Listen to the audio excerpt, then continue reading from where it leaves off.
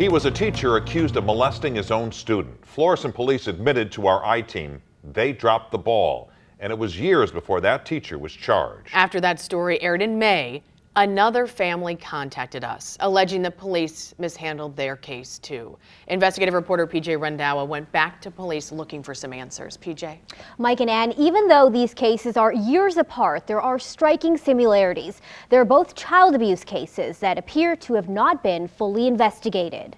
So 9 minus 1 is? For 8 years, 9, 10. Kathy Record thought the woman babysitting her 4 kids was just as she appeared, a sweet, nurturing grandmother. Her name was Brenda Trokey. I guess I was probably a little naive. I didn't really notice anything at the time that she would be this person that she turned out to be.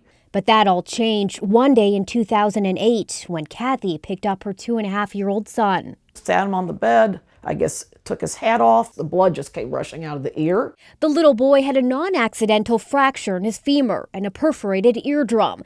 2 injuries doctors believed were the result of child abuse. The babysitter broke down. She said, I tripped over the laundry basket. I was mad, so I hit him repeatedly on the side of his head.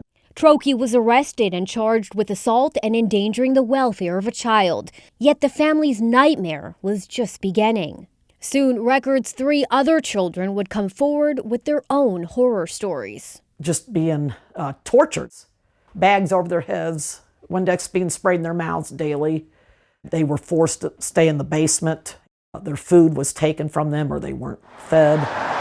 So the family called the Florissant police to file another police report with the new information. It would take 8 months before the children were even interviewed. We sat down with the new Florissant Police Chief, Tim Fagan, for answers. Was the suspect ever questioned? The suspect was not questioned. Why? The second time. That was at the direction of the prosecuting attorney.